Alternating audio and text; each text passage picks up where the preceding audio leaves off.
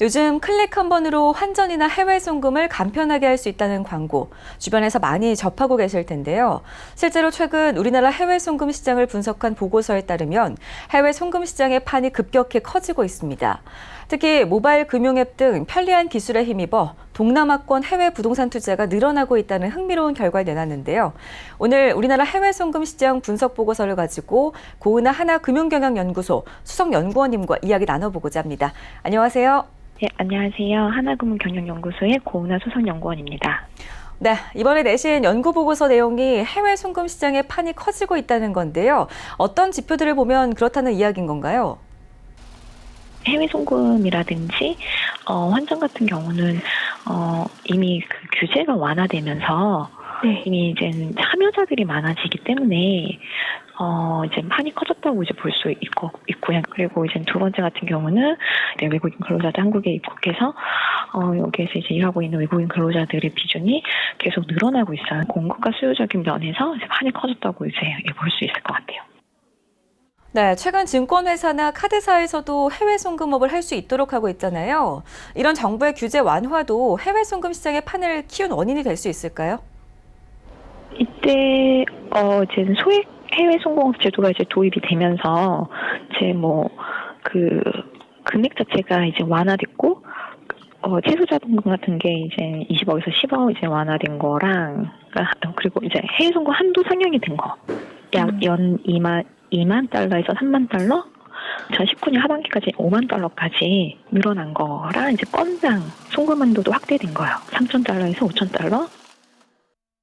네, 알겠습니다. 작년 해외 직접 투자 금액이 497억 3,200만 불에 달하면서 사상 최고치를 경신했다고 하는데요. 그중에서도 해외 부동산 투자가 급증했다고요? 2017년도랑 2018년도에 이제 그 비중을 보면 해외 부동산 투자 같은 경우가 이제 상승을 많이 해요. 그 투자를 하려는 고객이 일반적으로 많이 늘어나기도 했고 금액 자체도 많이 늘어났어요. 그런데 보고서를 보면 동남아시아 부동산 투자가 고조되고 있는 것처럼 보이는데요. 원인은 어떻게 보시나요? 아시아 쪽이 말레이시아나 베트남 같은 경우가 최근에 이제 그 중국 쪽 영향을 좀 많이 받았다고 하더라고요. 중국 자본 그런 게 이제 많이 들어가면서 말레이시아 쪽에 그러면서 기업들도 많이 들어가고 한국인들도 많이 가면서 그래서 인프라나 이런 게 이제 다른 이제 동남아보다도 잘 돼 있고 베트남은 말레이시아가 치안이나 이런 것도 그래서 많이 간다 이렇게만 이제 들었어요. 네, 알겠습니다. 연령별로는 40대 이상이 부동산 투자나 해외 송금을 많이 이용하고 있었다고요? 50대, 40대 이상부터는 이제 중국 수입 통관 대금을 위해서 이제 개인 사업자들이 일반적으로 송금을 많이 이제 사용하고 있는 게 좀 보이고, 이제 30, 40대 정도는 이제 부동산 투자나 해외 이주 이런 걸 위해서 이제 많이 그 송금을 이용하고 있는 걸로 보이고요. 그리고 환전 서비스 같은 경우도 이제 연령대별로 그 채널을 이용하는 비중이 많이 다르기 때문에 그런 부분에서 조금 차이점을 두고 볼 필요는 있을 것 같아요.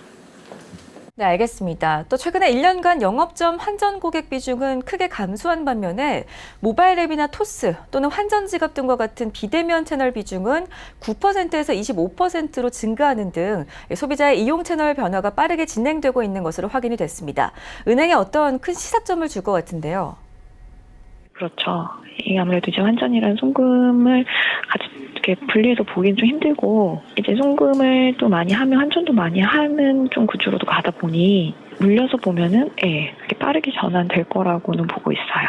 그래서 그 연령대별 성별이나 이런 거에 따라 이제 사용하는 이제 방법이 다르기 때문에 송금을 하는 이유, 그리고 환전 서비스를 대면으로 하냐 비대면으로 하냐 이런 것들이 좀 다르기 때문에 정확한 고객 분석을 통해서 그 고객에 맞는 그런 서비스 앞으로의 그 제공이 필요해 보인다라고 정도 말씀드릴 수 있을 것 같아요.